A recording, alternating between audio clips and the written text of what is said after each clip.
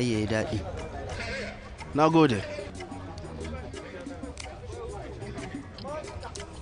Kamar yadda muka je, ɗigo biyu kawai bai sa ya wadatar da wani abu mai ma'ana ba. Haka ma ɗigon rigakafin polio. Dole ne yaro ko yarinya su samu ɗigo biyu akai-akai na rigakafin polio. Wannan ɗigo biyu akai-akai shi zai wadatar wajen kare yaro ko yarinya daga kamuwa da cutar koko kowace irin cutar polio.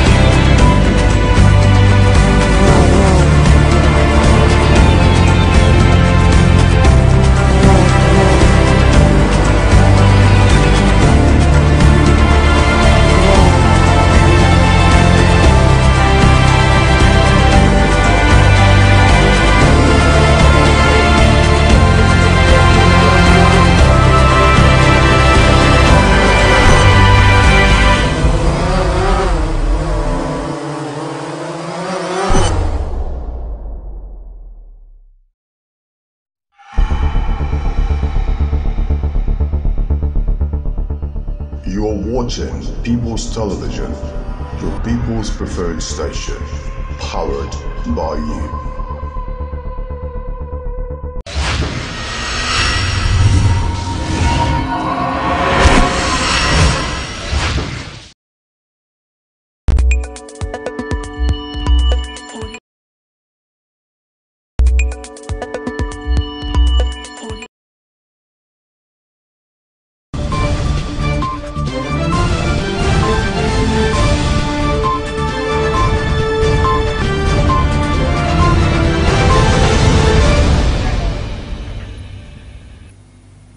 Hello and welcome to PTV Today. I am Paulium David. The presidency has said the victory of the All Progressive Congress in Katsina, Bauchi and Kogi legislative by-election is a proof that the Buhari-Osinbajo presidency will come strong in 2019 election. The senior special assistant to the president of media and publicity, Garba Shehu, disclosed this to newsmen. Shehu maintained that Nigerians are reposing their confidence in the Buhari-Osinbajo presidency. Now, details of this were brought to you in a subsequent bulletin. The outcome of the legislative by-election in Katsina North, Bauchi South, Lokoja Katongara and Obudu have greeted reactions from Nigerians. While others hailed INEC on the outcome of the elections, some Abuja residents expressed worry over the act of thuggery, vote buying and ballot box snatching, which they claimed marked the election. Emmanuel Bagudu has the details.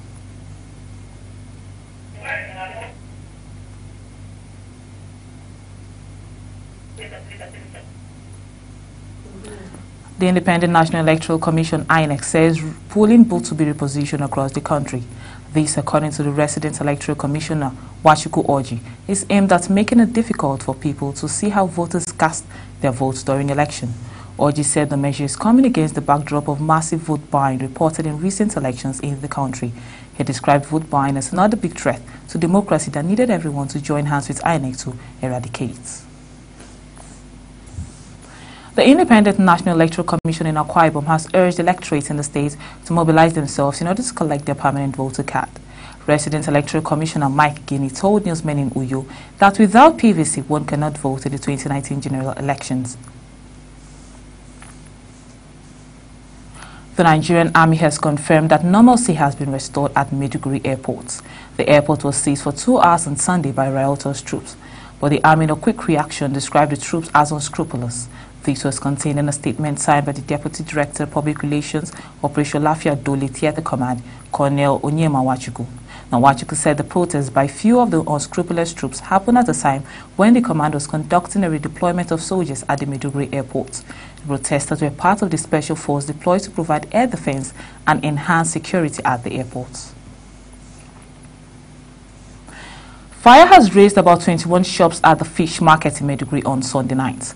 The spokesman of Borno State Fire Service, Ambosa Binda, disclosed this to newsmen in Maiduguri on Monday. He disclosed that preliminary investigation into the incident by the State Fire Service Department indicated that an electrical spark from one of the shops in the market was the cause of the inferno. Binda said the fire started at about 10:30 p.m. and lasted for about 3 hours, destroying property worth millions of naira.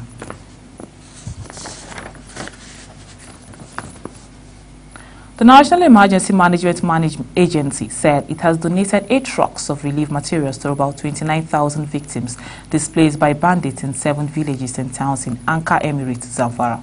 NEMA Coordinator Sokoto Operations Office Suleiman Mohammed made this known in Gusau on Monday. Suleiman said the items comprise assorted grains, clothing materials, cosmetics, toiletries, amongst others. You're on to PTV World News. You're on to PTV Today. Go on a short break now. Please stay with us.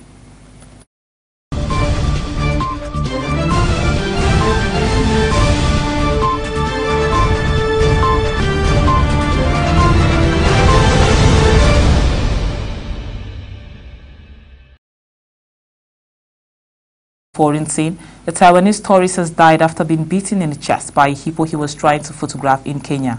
Chang Min Chuang, 66, was tracking the animal at a wildlife resort on Lake Navasha, 90 kilometers northwest of the capital, Nairobi. A second tourist, also from Taiwan, was injured. 6 people have been killed by hippos in the area this year.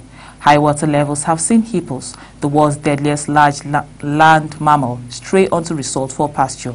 The Kenya Wildlife Service initially identified the 2 tourists as Chinese, but Taiwan's foreign ministry later confirmed they were Taiwanese nationals. Kenya has no formal ties with Taiwan and recognizes China's claim over the island. South Africa's top court has ruled that the head of the National Prosecuting Authority, Shuan Abrahams, was not validly appointed and was a beneficiary of former President Jacob Zuma's abuse of power. Abrahams was appointed in 2015 after his predecessor, Zolim Sizazana, was given 17.3 million rand as a golden handshake by Mr. Zuma's government. Zazana later went to court claiming he had been forced out of his position because Zuma was convinced that he intended to prosecute him for corruption. The court rejected Zazana's appeal to get his former job back and ordered him to return the $1.1 million golden handshake to the government. Zimbabwe's ruling ZANU-PF party is expected to file a response in court today to the opposition MDC Alliance petition against the election of Emmerson Mnangagwa as president. Opposition leader Nelson Chamisa said he has evidence to show that he was cheated out of the 30th July presidential vote. His party said the poll was marred by mammoth theft and fraud. Mnangagwa won 50.8% of the vote compared with Chimisa's 44.3%. The judges of the Constitutional Court have 14 days to rule on the case.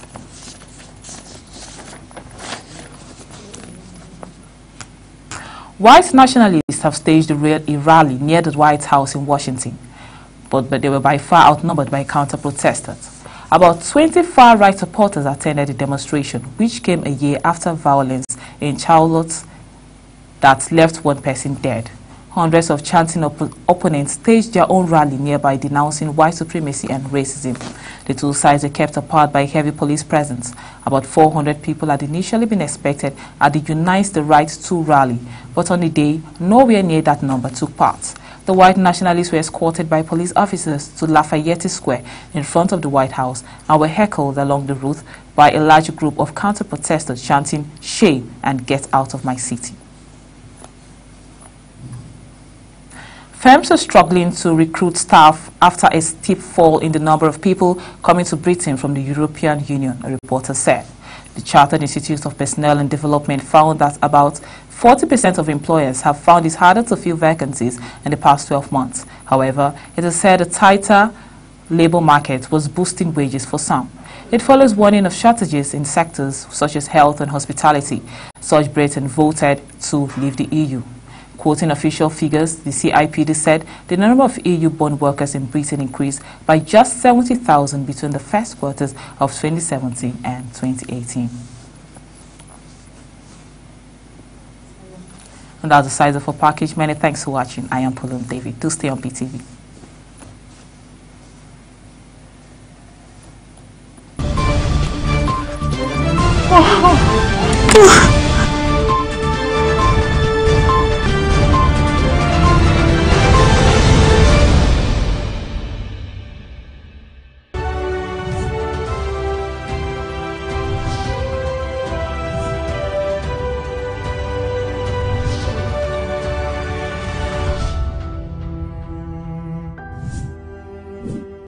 Did you know that PTV remains the best place to showcase those lovely goods and services of yours? Yes, with our visibility in 36 states of Nigeria and over 50 countries of the world, we definitely have the talent reach. What are you waiting for? Book your adverts now. Call us with the number displayed on your screen.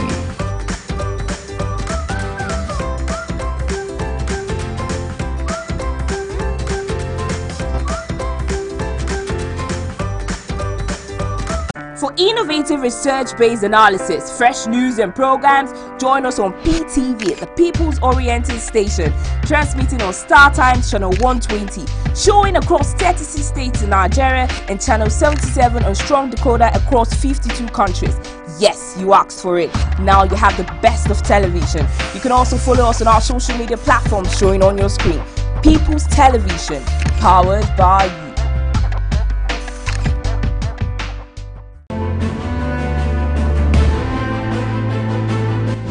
Soldiers helping Nigerian soldiers to fight Boko Haram. We will have to persuade Nigerian legislatures. This is coming together of people who are confused. Executive order should comply with the law. I personally dissociate myself completely.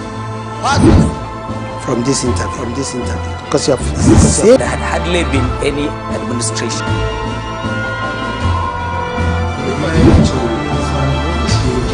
No religious body in Nigeria validate the claims by the INEC chairman. It is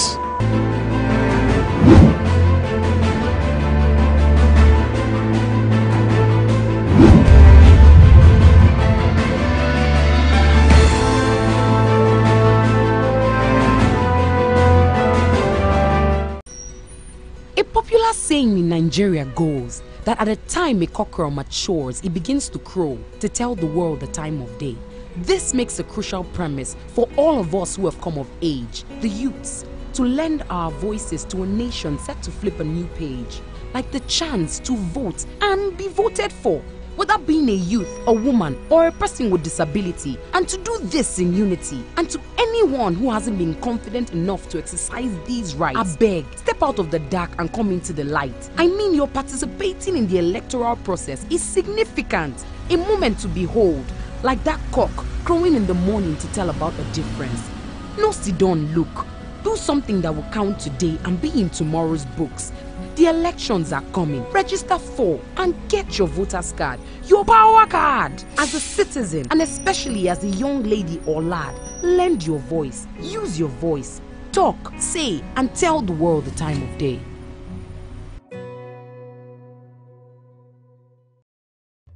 Ni ne mai suna Tukur Sani daga Kajuru local government a Kufana. Gaskiya mu a garin nan Kufana community duka muka taro, muka zauna, muka yi meeting game da matsalan hanyar nan. Wannan rafin nan mun kai kuka a wajen hakimi. Da shi hakimi ya ce to wannan matakin nan shi zai rubuta ya kai ma local government. Daga wurin kuma sai member na skip wani kungiya ne na zaman kanta. Shi ma wani member ya zo ya shigo da wannan budget na wannan gadan nan tun da dadewa, amma har yanzu ba mu samu cin gaba game da wannan hanyar ba. Har ila yau muna kan rubuta letoti, mun ma rubuta leta waɗanda sun ma fi so 10. This is how we in Kufana, Kajuru local government, Kaduna State, no sit down, look.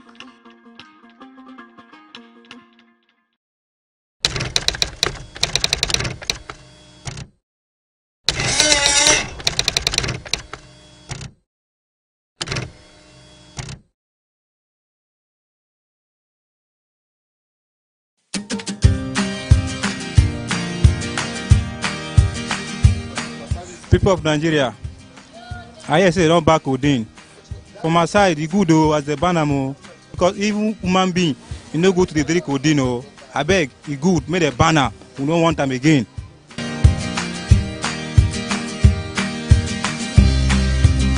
A lot of Nigeria youth that have been taken into codeine have caused a lot of havoc to them, even to the society in general.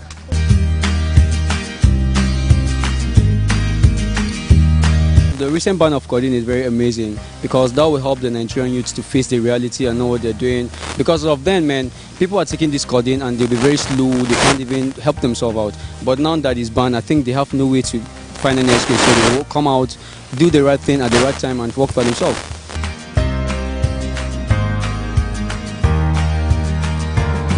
I feel happy about the ban of codeine in Nigeria because it has caused so many harms to our youth out there. They over-abuse it. For those it may affect, they can go for other alternative of cough syrup. It's not only codeine that is in Nigeria that is cough syrup.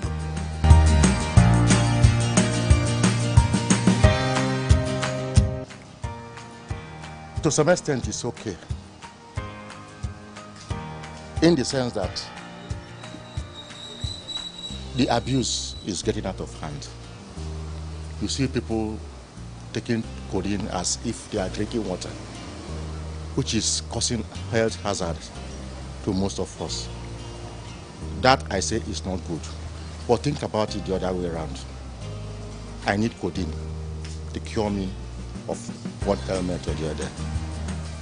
And for me to go and get it now from the pharmacy becomes a problem because it's banned. So what do you do now? So before the government will come out to say this and that, I think it would be better for government to find out the root cause of why these guys or these little ones, not even guys this time, even women, even politicians, they do it, they take it. Find out why they are doing it, especially those guys outside. Then try to sort out that problem so that it will stop. If you say you ban it, the effect will be on almost everybody. But if you find out the root cause of why they are doing it, it will help us better.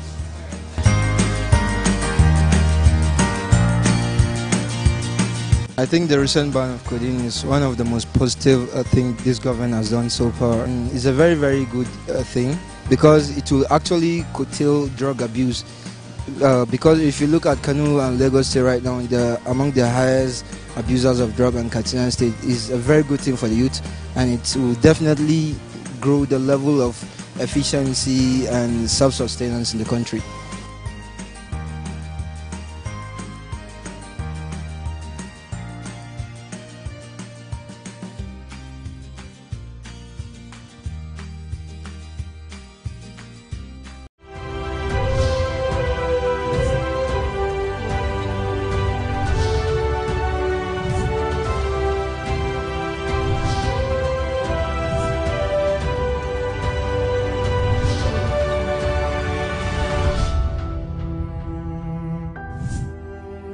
Tribal mark is the scratching, etching, burning or cutting designs, pictures or words into the skin as a permanent body notification or modification.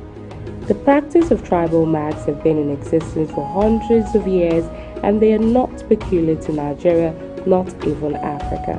During the transatlantic slave trade, tribal identification and facial stripes became important as many repatriated slaves later reunited with their communities by looking at facial stripes. The major purpose of tribal marks is for identification of a tribe, family, or patrilineal heritage, symbols of beauty, creativity, and keeping of mischievous people alive, which is known as Ila Abiku among the Yoruba tribe of Nigeria.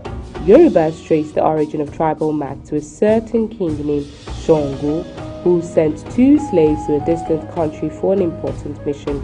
When the slaves returned, Shango, the king, found that one slave had achieved successfully what he had been sent to do, while the other had accomplished nothing. The king therefore rewarded the first with high honors and ordered the second to receive 122 razor cuts all over his body, which was to serve as a punishment for flaunting the king's assignments. But when the scars healed, the appearance of the face of the slave was remarkable, which gave the slave a greatly elegant look, which took the fancy of the king's wives. Shango therefore ordered that cuts should in future be given not as punishment, but as a sign of royalty, and he placed himself at once in the hands of his subjects to get them out. However, he could only bear 2 cuts, and so from that day, 2 cuts on the arm have been a sign of royalty. This then introduced various other cuts as marks to different tribes. In traditional Yoruba societies, every child is born into a patrilineal clan called Idile Baba. In Yoruba language, the clans share clan names, Orile or Oriki, which means poetry or taboos, Ewo, and facial marks, Ila. The facial marks on the child assigns the child full clan membership rights. The children with facial marks are called Okola. Families or individuals lacking the normal features consistent with the tribe are not considered as acquiring full standing as agents in Yoruba society. They would also lack the capacity for meaningful behavior such as grouping. Each tribe of the Yoruba ethnic group had different inscription patterns which appears in different sizes and shapes at different locations within the face or body. The location and position of the mark's inscription depends on the tribe and culture. The tribal marks could be inscribed on the breast, arm, lap, or buttocks, but they are usually on the face. Popular among the Yoruba tribal marks are Bele. The Bele style is 3 longitudinal lines inscribed on the cheeks. The variant includes Bele Ife. It is peculiar to the Ile Ife people. Bele Ijebu and Bele Ijesha are other variants of Bele. Owu tribal marks consist of 6 incisions on each side of the cheeks and peculiar to the indigenes of Owu, an historical city in Abeokuta, the capital of Ogun State, Nigeria. The Owu tribal mark was inscribed on the cheeks of Chief Olusegun Obasanjo, the former president of the Federal Republic of Nigeria. The Gombo style, also known as Keke, consists of multiple straight and curved lines about a half an inch apart inscribed on the cheeks on both sides of the mouth. Indigenes of Ogbomoso in Oyo State are usually identified by the Gombo or Keke style of tribal marks. Abaja can be both a basic and also a complex style. It is basic from its either 3 or 4 horizontal stripes on the cheeks. The Abaja style also consists of 12 horizontal lines, 6 lines per cheek. It is often referred to as Abaja Alafin Mefa. The Abaja style of Yoruba tribal mark was inscribed on the cheeks of Lamidi Adeyemi II. The Alafin Oyo. Other Yoruba tribal marks include Ture, Mande, Bamu, and Jangbadi. The use of tribal mark as a means of identification and beautification among the Yoruba tribe is no longer a norm, and some Yoruba states have enacted certain laws that prohibit the use of marks. Violators of the law are liable to fines or imprisonment or both. In Oyo State, for example, the prohibition of tribal marks is an integral part of the state's child rights law, a law that imposes a fine of 1 month imprisonment or both for violation. According to the law, no person shall tattoo or make a skin mark or cause any tattoo or skin mark to be made on a child. Prominent people with tribal marks include Olusegun Obasanjo, Lamidi Adeyemi II, Ayo Fayose, Adeboyega Dosumu, Amororo I, and Christopher Alao Akala, Alpha Begore, and King Sunny Ades, to mention but a few.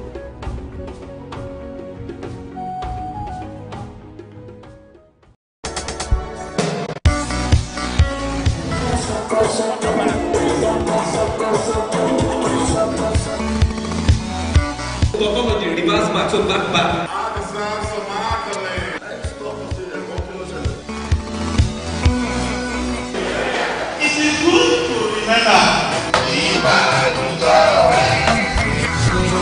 am Olajide Adedeji.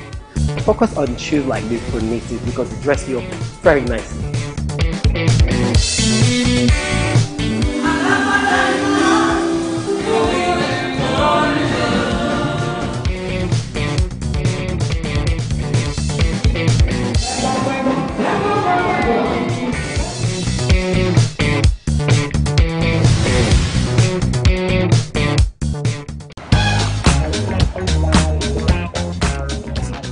Disco music is so...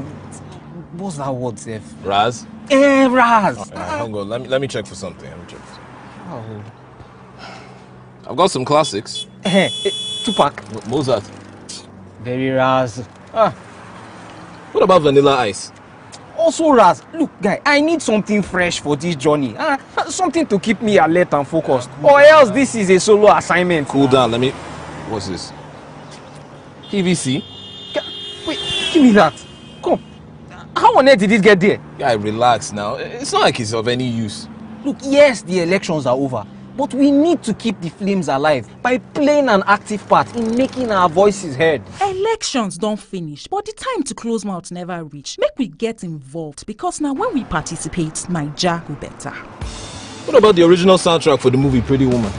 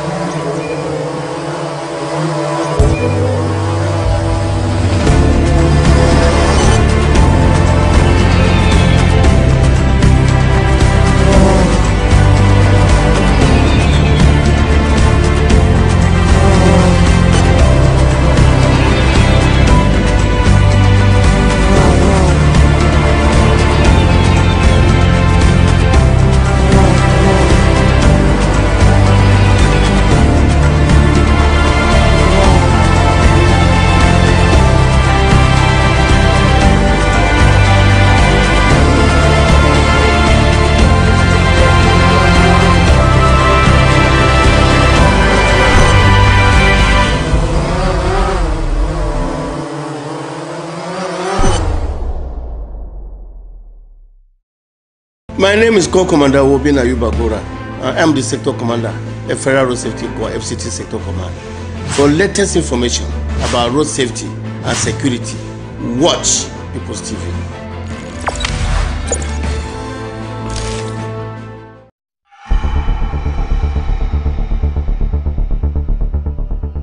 You're watching People's Television, your people's preferred station, powered by you.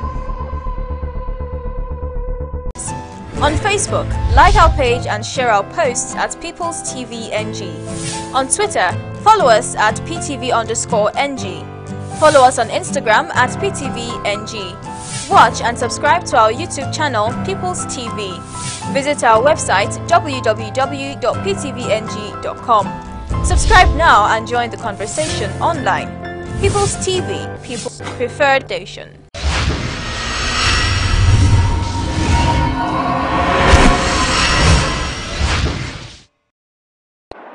A classico, I say you. My 3 points is clear. Yes. They go watch match.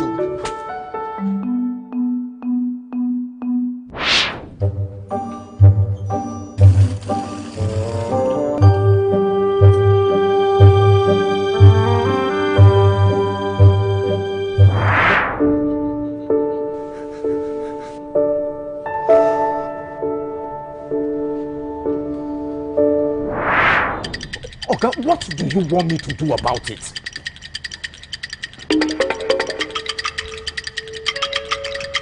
Give us light. That's the only thing you've been saying since you came into my office. Maybe your work be that. No, it's my work, but see. Our government fit do their work if we self do our own work. No just sit down. Carry wetin dey worry you go meet who suppose solve am.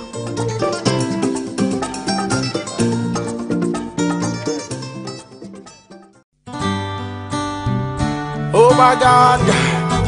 Oh, oh, oh! Election is when we elect our leaders who represent us. And election is my right as a citizen of this country. Election is a voting process. Election is a voting process, like vote a candidate for a leadership. It's more like my right to choose the country's leader. My own part to play about it. Say from layman point of view, is any activity that is aimed at putting people in a position of authority. It's a platform, an avenue for people to elect those or get into offices, those that they want to represent them. An election is simple now. It's just people choosing one or two people. The society choosing a number of people to represent, to lead, to coordinate, to do administration. All right. And now you want my trust once more. No. Before you can say, what an election is, there has to be an electorate. Somebody has to, vote, you understand, in an election for people of authority to get into power. The vote is the power of the electorate.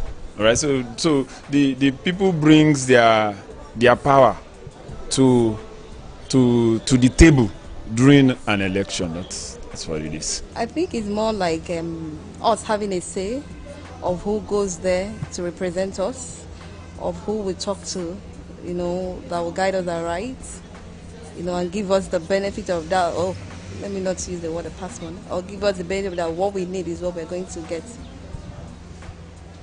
Between the electorate and the election itself, the electorate are supposed to willingly vote according to their conscience, according to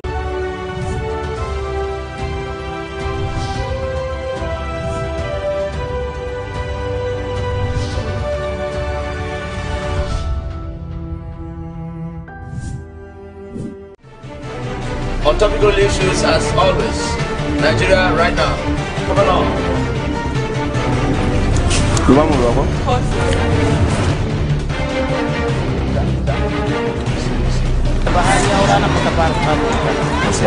Gaskiya wuta noma as it relates to the relationship. Jackson.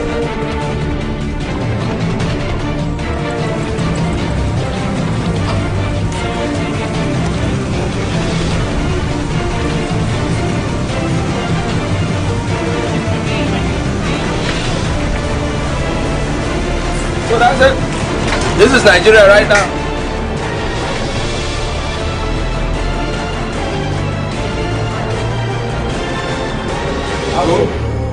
Action.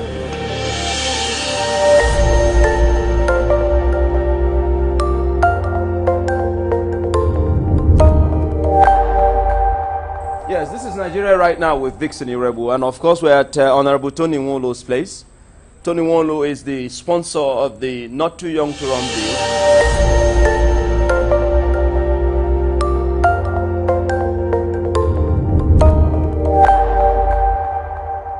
Honorable, thank you for having us. Thank you. You are very important to us right now. This is Honorable Tony Nwolo. Tony Nwolo is the sponsor of the Not Too Young to Run bill.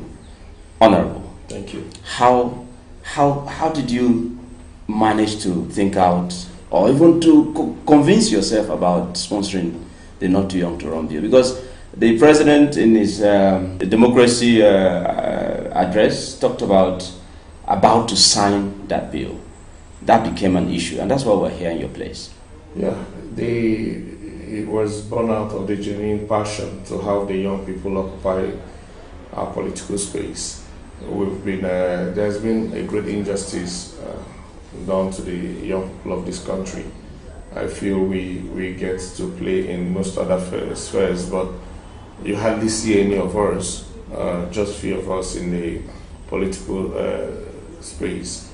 So, and you know, if you think about the fact that most of the old people we have today all started when they were very young, and they've remained there. Yeah, I think that heightens the injustice. But when they started, right, there was no law that enabled their emergence in the political space. So how did we need a law to get the young people in the political space? The question you should ask is, why was there a law in the first place that should limit people from participating or being?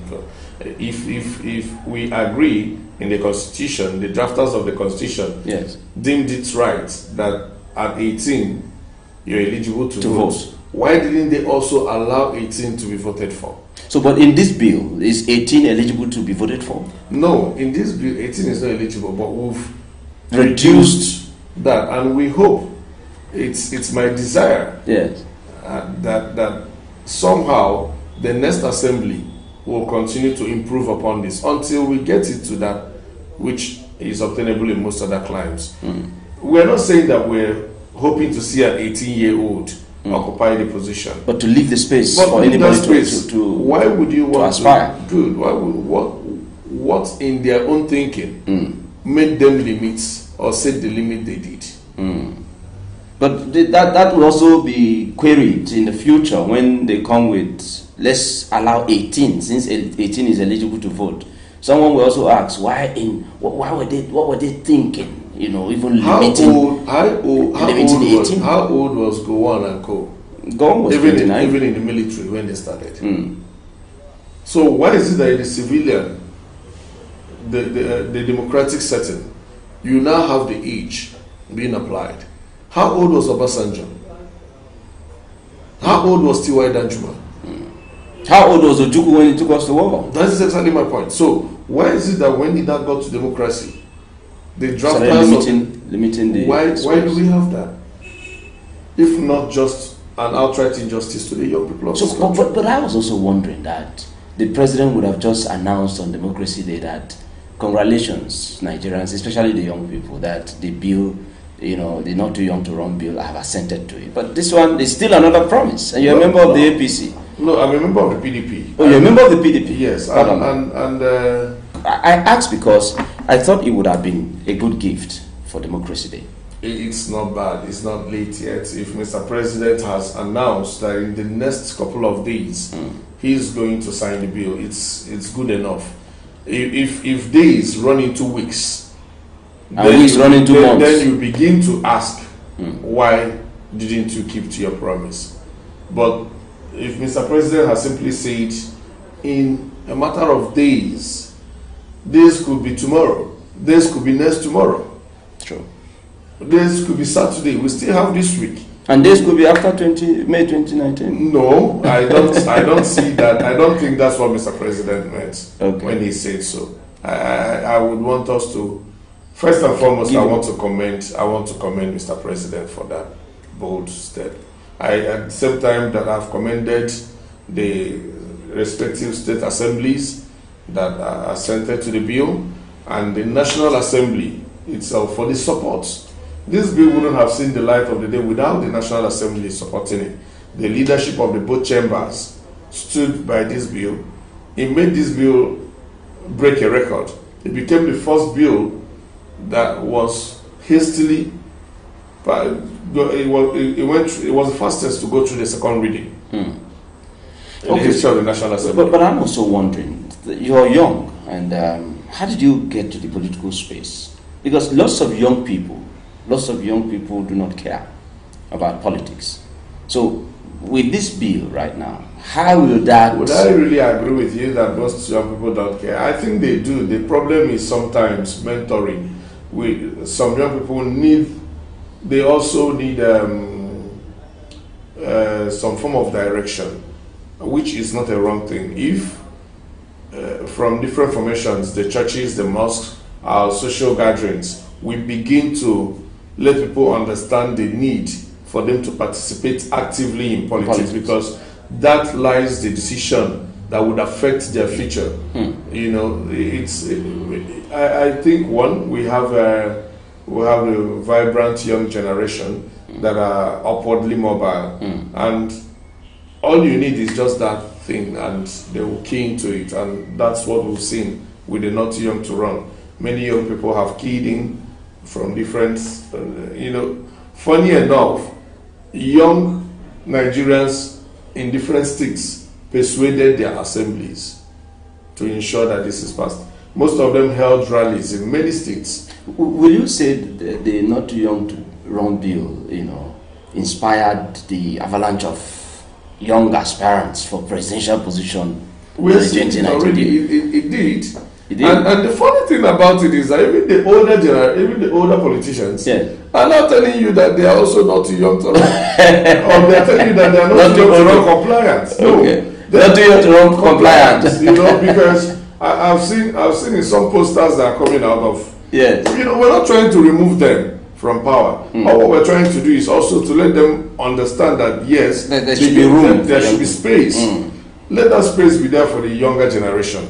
And let's begin to have that generational bridge where you can transfer some knowledge, wisdom of what you've acquired over the years to the younger people so that we don't have a lacuna at the end of the day. Going by our own climate, going by the Nigerian environment, will you say it will be right for a young person to be president of Nigeria in 2019? Why wouldn't it be right? I ask because if you ask what experience at these young people, what experience did Obasanjo bring to power when he was a military man? Yes, and then what makes military different from civilian? They came through the barriers of the gun. They came through the barriers of the gun. We are talking about leadership now, not how you came. Yes. Okay. So we're not talking about how you came. Okay. If you come through voting, and as a young person, you have responsibility. It's saddled upon you. Before I got to National Assembly, I didn't go for any formal training on how to be a lawmaker. I'm also wondering how you made it from Lagos. You're not from Lagos State. You made it from. You are representing the Solo Federal Constituency. Yes. And you're from Imo State. Yes. Constitutionally, you are allowed to. I know constitutionally, but I'm just wondering how you were able to find your way around all that had to do with the discrimination and all the vibrancy of the young people. A young man can do a whole lot of things. You go out there, venture, and then put the rest in God. Do your own part. That's the most important thing I always tell people. God would always lead and direct those that call upon Him. You know why you want to get into a leadership position. Because if you see it as power, then that is what you're seeing it as. For me, I choose to see any office as a call to leadership. Okay. Well, we'll come back. This is Nigeria Right Now with Dickson Iregbu. And of course, we have a young Nigerian, the sponsor of the Not Too Young to Run bill, Honorable Tony Nwolo. It's been engaging, and I'm sure that lots of young people out there are listening right now and probably dusting up whatever they should to join politics. If he could do it, why not? We'll be right back.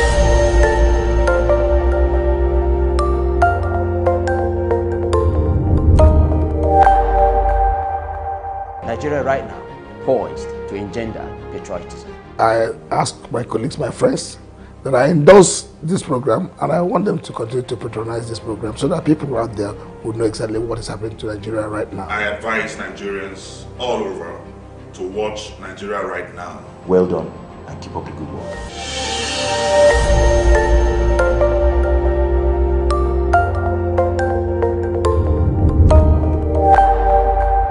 You're welcome back. This is still Nigeria Right Now with Dickson Iregbu, and we have the sponsor of the Not Too Young to Run bill, Honorable Tony Nwolo. He's been our guest, and we are reading out some of those areas that has to do with young people getting involved in politics and why we should, in fact, get involved. Honorable, I heard that you're aspiring higher. Is that true? You're not wrong. I'm not wrong. So this power thing, therefore, once you test it, you want to keep going? No. You're going for governorship ahead? No, not when you test power, like I told you earlier. It's a call to leadership. Who does this call? Is it the people? No. Sometimes the people, like in my own case. Yes.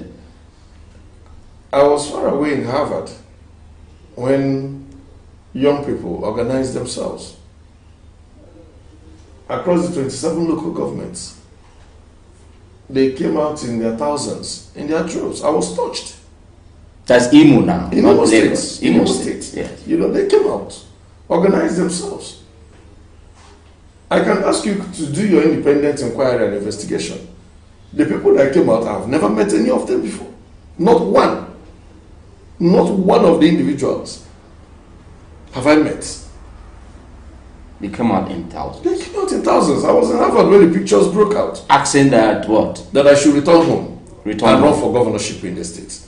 I think the not too young to run thing also played a role and all that. You know, that's my own thinking actually, because I started, you know, why the whole thing? I know there had been talks here and there, Tony, come and run for governorship, but you know, the fact that the young people, why am I most touched about this? This demography are the most affected, the unemployed. Several things go on there that is wrong about the young Nigerians. A lot of them live in despair. Totally, they don't know what tomorrow seems to hold for them. So, and coming from a state like mine in Imo State, where everything has been awesome.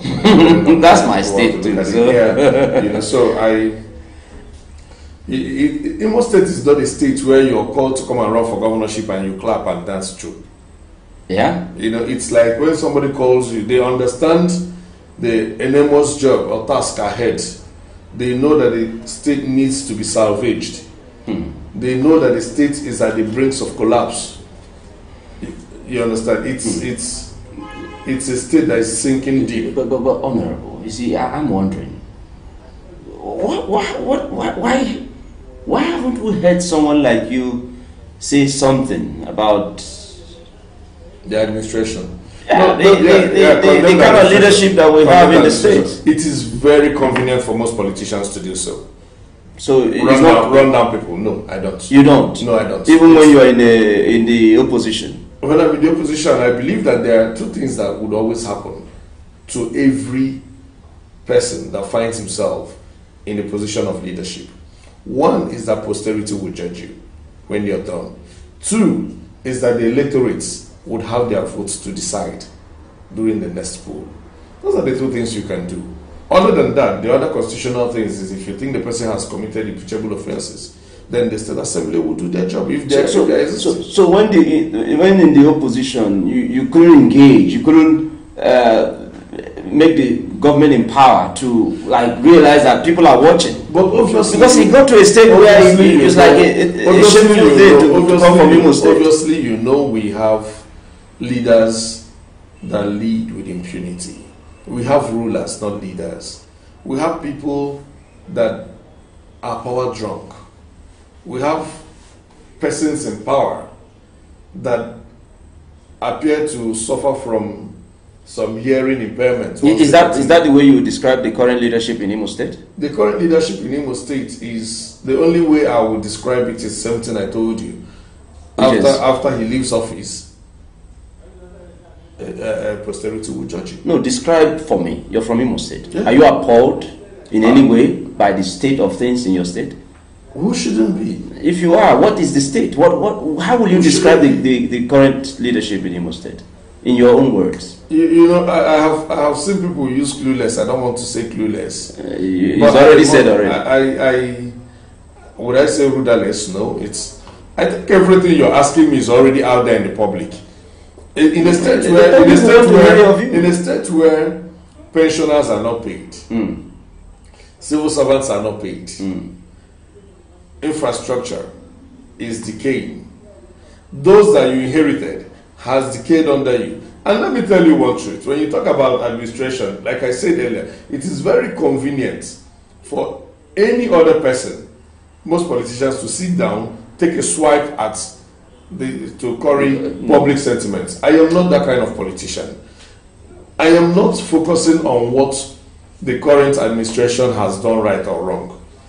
I am not going to go after him as an individual. If you strengthen the institutions will do their job.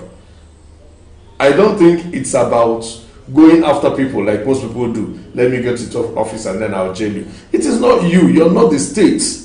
We begin to understand that yes, you're leading, but strengthening the institutions, the capacity to be able to even proactively stop most of the things. The governor is just one person. Let's not forget that. Apart from the governor, you have the commissioners that should do their jobs. The commissioners are not elected. The governor is the one the commissioners are elected. Yes. Are they doing their jobs? If they are not doing their jobs, somebody should take responsibility. You have the state assembly. Yes. That should be there to check the governor. What are they doing? What are they doing? So if you allow, if the institutions that are supposed to function, that are supposed to perform the oversight on the executive, not do what they are meant to do, then you have a total collapse of the system. Okay, let's bring this. Now you have a man that believes that he can call the whole shot because probably a whole lot of people are compromised. That is the truth about it. Compromise. What is it that would be termed being compromised in politics? Well, when we talk about compromise, it means when you leave what you're supposed to do at the state assembly to come begging for crumbs from the governor's table. Then you forget you let off what makes you an independent arm of government. Does this also apply to the center? It applies everywhere. So how well is the House of Reps, where you're a member, how well have they been able to do You must have seen that at the federal level, yes, right from the beginning of this section, yes, there has been no love lost between the executive and the legislative. Yes, so Nigerians will say, yes, we've seen conflict, all right, but not headed to anywhere. Because after the conflict, we see you end up probably having a closed-door meeting with the executive, and you come out all smiling. Also realize that yes, it is a process of resolution. You cannot be in conflict in perpetuity. Conflicts would always come, even in war. Yes, there's always room for resolution, and resolution can only come true when you dialogue. So we're not. You can't. It's democracy. So the executive arm and the legislative arm are not at war. The closed room sections happen everywhere, in every democratic life, in the United States, everywhere where there are issues of conflict. It is established that this is an issue of conflict, and then you go into closed door negotiations on how to resolve. Okay, Honorable, your party, the People's Democratic Party, right? What happened? Everybody seemed to be like there's no strong opposition against the ruling party. I don't agree with you when you say there is no strong opposition within the ruling party. The school of thought will say PDP is mostly reactionary in its approach, not setting the pace, unlike when the APC was in the opposition. They were setting the agenda, engaging, and so much so that they got power from. I think is your party ready to come back to power? I think I have seen maturity on the part of PDP too, which you will not take away. You see, someone can be cantankerous. Yes. It doesn't mean you're making any sense. You know, yes, APC got into power making so much noise. Power has been given to them. How well have they managed it? How well have they managed it? That's exactly what Nigerians now would have to judge.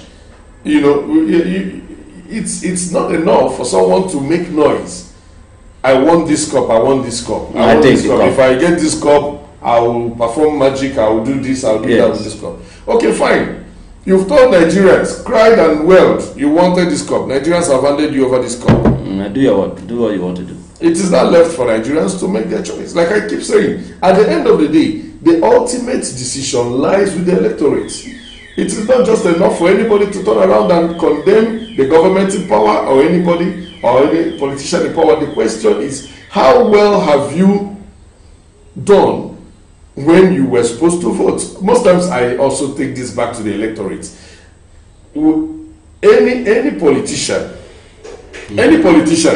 that comes out to bribe you, to give you money to vote for him, any politician that you see spending hundreds of millions to get into office, if you have a way of taking money, take from the man and run away from him. Don't vote him into power. Because most of them believe they have, for any young person, that they give 10,000 naira, 50, 100, 1 million to perpetrate violence, and all the electoral malpractices that they do, they have also paid you for your unemployment. Already ahead. Ahead of time. They have also paid you for poor medical infrastructures and facility. They've actually paid you for, they've mortgaged you into slavery. And they've paid not just you, but your family members. Because when you have a family member that is sick, I know how many people within the last couple of months that died in Imo State simply because they were rushed to the hospital and there was no oxygen in the government hospital. Hold on to your thoughts. It's getting there, and we will get to that stage where the Honorable will unveil his dream and ambition, and indeed his plans for Imo people. We'll be right back.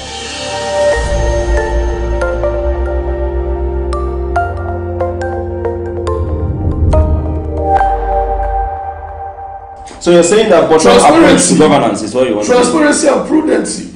Allow them, let the people know what is being allocated to the local government, what they are getting at the end of the day, so that you know you're close to your people. One, you're through the process of the election. Through election, not fixing your cronies. Hold on that. I would not. You're catching me on tape on this. I would not. And one of the things I promised them is that 2 months into my administration, elections will be held. Into the local government offices? Elections will be held. Free, fair, credible elections. Monitored by people. Let the people choose who they want. It does not matter which party. Honorable Tony, let's bring you back to the national scene before we round up. 2019. Who's your candidate for president? Oh, wow. I don't think oh, you want the present administration to continue? I don't think it's time for that yet. Do you want to give another opportunity to this government? You know the problem we have. You know the problem we have also. Yeah. With this question you just asked me, is that in Nigeria, 80% of the time we're practicing, up to 80% of the time we're practicing chimpanzee politics. What is this chimpanzee politics? Good. Chimpanzee politics is that politics. You know, in the chimpanzee kingdom, all they do is politics 70% of the time. Really? Yes, go and read up. What they keep plotting is how to maneuver, how to defeat, how to dethrone. They are territorial fighters. So 70% of the time, they are negotiating power. That is what happens. You can go. So what's going on now? Is power being negotiated? That is the chimpanzee politics. 70% of what is going on among politicians is chimpanzee politics. Then 30% leadership. But Nigeria will move forward when we do 70% leadership, 30% politics. Chimpanzee. All right. Nigeria will move forward when we do 70% leadership and 30% chimpanzee politics. That's from Honorable Tony Nwolo. Of course, you've heard that he is going for governorship in Imo State. He's reeled out a bit of what he has at his mission going to Imo State. That's Douglas House, isn't it? And then he's also talked about what should be held, you know, how he should be held on some of these things he said here. On arrival, 2 months into office, he'll be conducting the local government and councillorship elections and all of that, saying that bottom approach to governance, that is taking leadership or governance to the people, is his mission in Imo State. He's also talked about how that he wants to leave certain steps, footprints behind for young people to follow. That money politics is not the only way out, but that you should think about those leadership qualities that will make you have social capital with which to negotiate power. And that's Nigeria right now for today. I hope you've picked a few things from the Honorable who sponsored the Not Too Young to Run bill. That's a very important bill in our country today. I look forward to seeing you next week. Same station. Nigeria right now.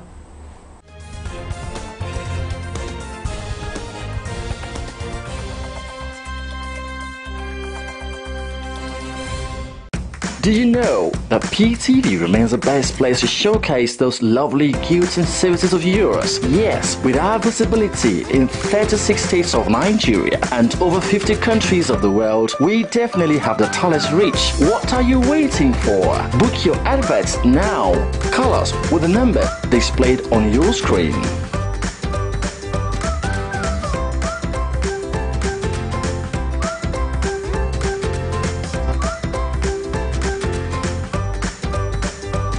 For innovative research-based analysis, fresh news and programs, join us on PTV, the People's Oriented Station, transmitting on Star Times Channel 120, showing across 36 states in Nigeria, and Channel 77 on Strong Decoder across 52 countries.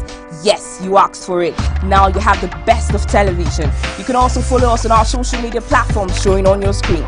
People's Television, powered by you.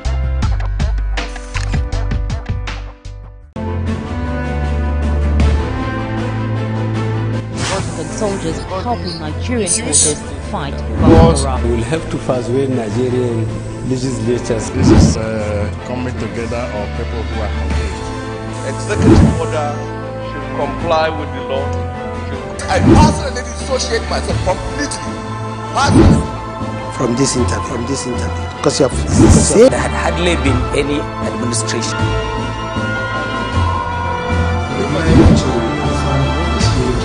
No religious body in Nigeria validate the claims by the INEC chairman. It is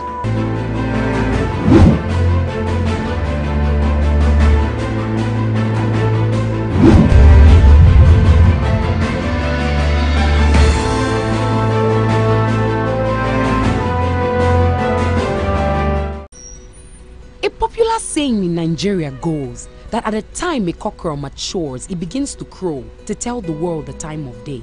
This makes a crucial premise for all of us who have come of age, the youths, to lend our voices to a nation set to flip a new page, like the chance to vote and be voted for, whether being a youth, a woman, or a person with disability, and to do this in unity. And to anyone who hasn't been confident enough to exercise these rights, I beg, step out of the dark and come into the light. I mean, your participating in the electoral process is significant, a moment to behold, like that cock crowing in the morning to tell about a difference. No sit down, look. Do something that will count today and be in tomorrow's books. The elections are coming. Register for and get your voter's card, your power card. As a citizen, and especially as a young lady or lad, lend your voice, use your voice, talk, say, and tell the world the time of day.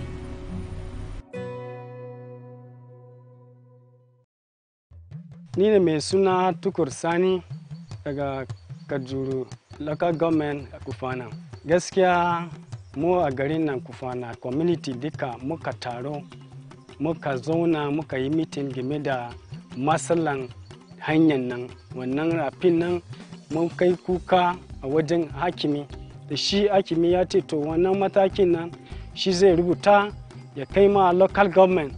Daga wurin kuma sai member na skip wani kungiya ne na zaman kanta, shi ma wani member ya zo ya shigo da wannan budget na wannan gadan nan tun da dadewa, amma har yanzu ba mu samu cin gaba game da wannan hanyar ba. Har ila yau muna kan rubuta letoti, mun ma rubuta leta waɗanda sun ma fi so 10. This is how we in Kufana, Kajuru local government, Kaduna state, no sit down, look.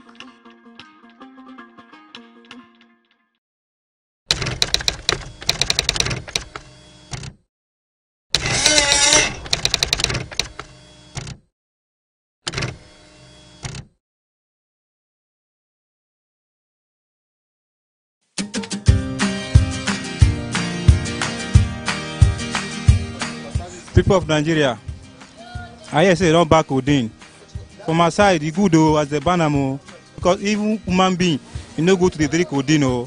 I beg, he good, make a banner. We don't want them again.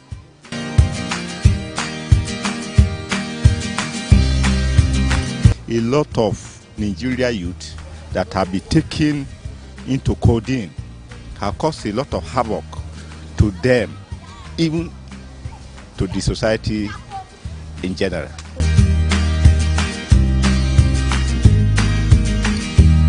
The recent ban of codeine is very amazing because that will help the Nigerian youths to face the reality and know what they're doing. Because of then, man, people are taking this codeine and they'll be very slow, they can't even help themselves out. But now that it's banned, I think they have no way to find any excuse, so they will come out, do the right thing at the right time and work for themselves.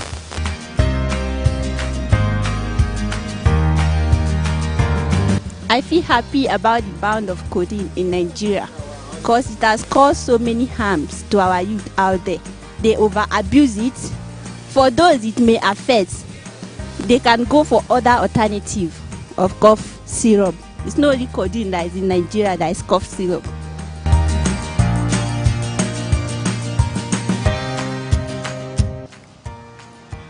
To some extent, it's okay. In the sense that the abuse is getting out of hand. You see people taking codeine as if they are drinking water, which is causing health hazards to most of us. That, I say, is not good. But think about it the other way around. I need codeine to cure me of one ailment or the other. And for me to go and get it now from the pharmacy becomes a problem because it's banned. So what do you do now? So before the government will come out to say this and that, I think it should be better for government to find out the root cause of why these guys or these little ones, not even guys this time, even women, even politicians, they do it, they take it. Find out why they are doing it, especially those guys outside. Then try to sort out that problem so that it will stop. If you say you ban it, the effect will be on almost everybody. But if you find out the root cause of why they are doing it, it will help us better.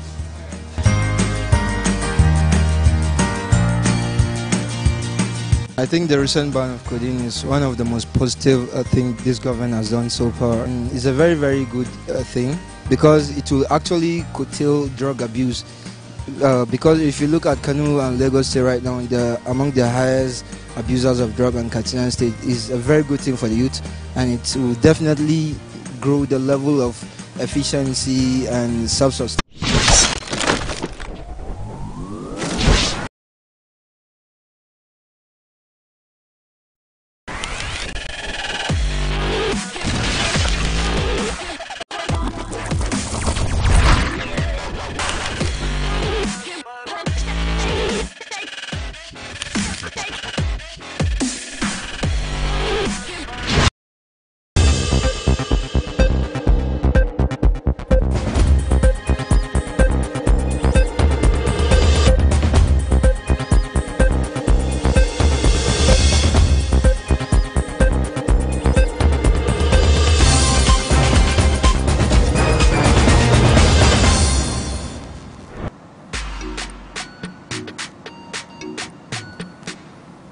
Soul singer Maka shares near-death experiences at the hands of Fulani headsmen.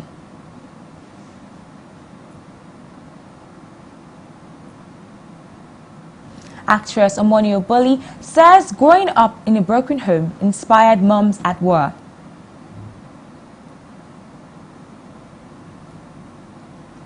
NBC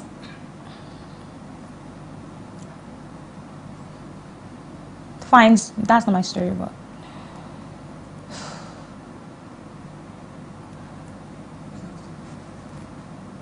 Nollywood actress Tonto Dike says Arik airline services are weak and horrible.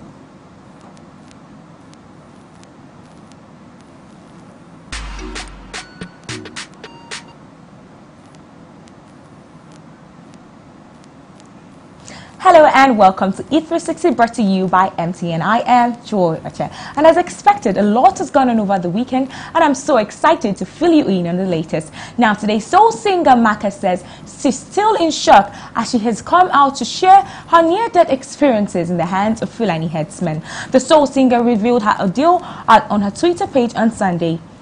According to her, her bus was attacked by the dreaded headsmen on her way to Lagos, close to Ore town. She tweeted, Look, a bus to Lagos from Owerri today. The journey was smooth till we got to just after Ore. We were attacked by Fulani headsmen with machetes and guns. God saved us. You should shout out to the driver. He is a real G. Didn't slow down for nothing. She went on to post a photo of the damaged bus. She shed more light on the incident, saying, We were close to Ore while the sun front. We were close to Ore when the front of our bus suddenly made a stop, thereby making the bus run into it. Then we saw a number of men run out of the bush trying to attack our bus. We kept on telling the driver to not stop even though our bus already in a bad state. We managed to speed off and stopped at a safe distance in a small village.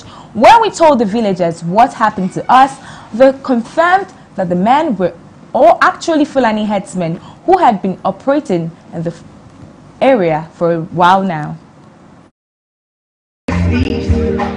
Always up for the hustle, I guess we are chasing our dreams.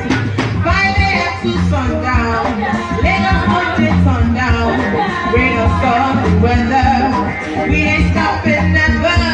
As long as I'm down, the air that I breathe, you better know he's wake up. You better know he's wake up. Lagos for you, Lagos for me, you better know he wake up. You better know we wake up. Come on. Somebody got pretty. Somebody got pretty. Hey, somebody got pretty. Somebody got pretty. Somebody got pretty. Somebody got pretty.